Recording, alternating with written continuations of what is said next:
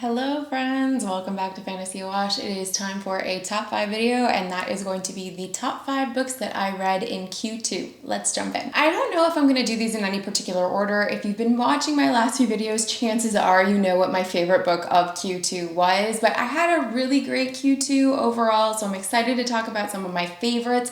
I am probably going to start with the one that I read first in Q2, and that is Butcher and Blackbird by Brynne Weaver.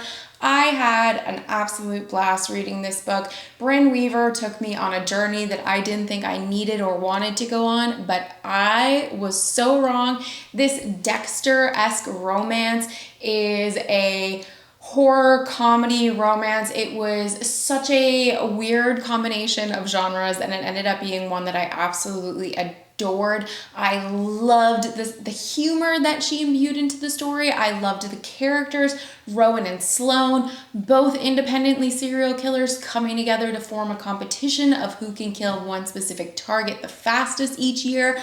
I loved it. And I am not one who watch Dexter, like serial killer stuff. Like that stuff normally is not my jam, but this book was my absolute jam. It was so fun. I'm recommending it to everybody. If you like horror, you like comedy, you like romance, it's the perfect combination. If you like any of those things, you should read Butcher and Blackbird. The next book that I'm going to talk about is Morningstar by Pierce Brown. It is book 3 of the Red Rising saga.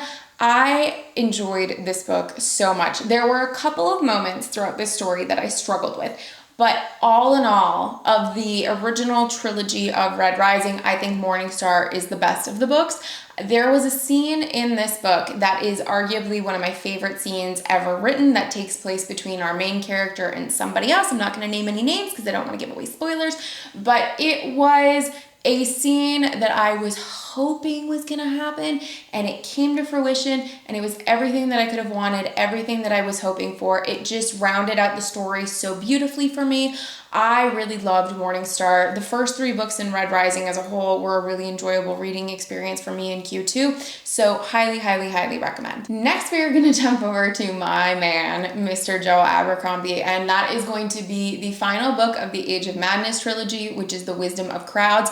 I thought Wisdom of Crowds was the best of the Age of Madness books. I thought that it brought everything together in a really succinct, beautiful way, and I know that Abercrombie is kind of ambiguous with his endings. This was an ending that I felt very happy with.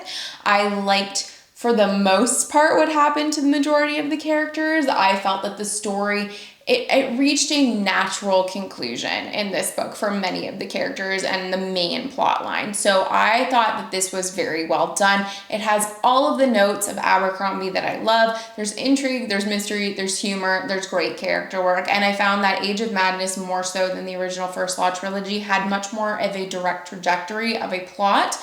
I still prefer First Law over Age of Madness, but I thought that Wisdom of Crowds was an excellent, excellent book, and I highly recommend it. The 4th book on this list made me so happy that I read it twice in 7 days. And not just happy in one of those ways that, oh, I felt so joyful and happy to be reading it, but it hit me in all of the emotions and all of the feelings, and I wasn't ready to be parted from those characters, from that story. So that is going to be Emily Henry's Happy Place. This book took me on an emotional journey from start to finish.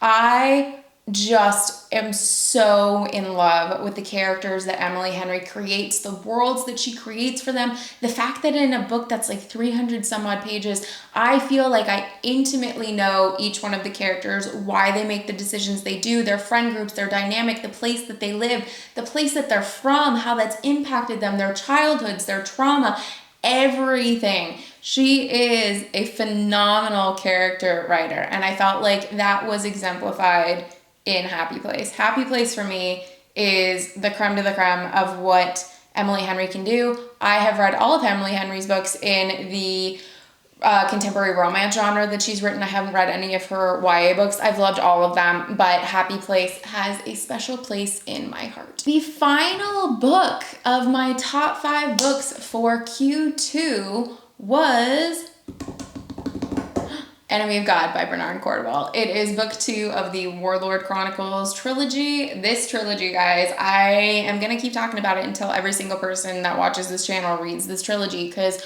Whoa, it is so, so good. And it's funny because I'm reading another book now.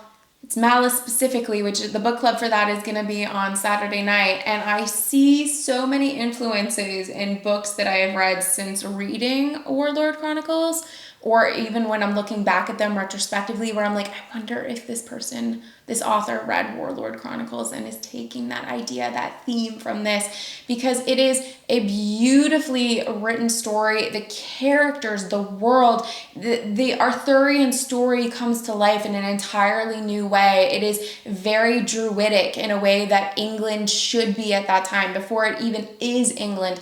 We have the different cultures of the tribes, the languages, the way they look, the characters, the influence of religion, the influx of a new religion.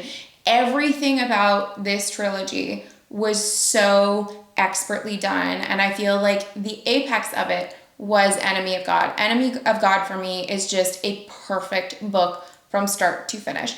I cannot say enough good things about this book. All in all, I had a pretty great Q2. I read a ton of books, felt good about it. Let me know in the comments down below what you read for Q2 and what your favorite top 5 books or whatever your favorite book was for Q2. If you would like to help support the channel, you can always hit like and subscribe. And if you would like to go even further with helping to support the channel, you might consider joining our Patreon. The Patreon is a fun place if you want to come talk about the books that we're reading for book club, if you want to come talk about House of the Dragon, or if you want to get on board for the Game of Thrones rewatch that Josh and I are going to be doing starting here really soon. It's a really fun place to be. It's a good little community of people, and it would be great to have you there as well. As always, if you would like to follow me on Instagram, Goodreads, all that fun stuff, the information is in the box down below. Thank you so much for spending your time with me, and as always, I'll see you next time.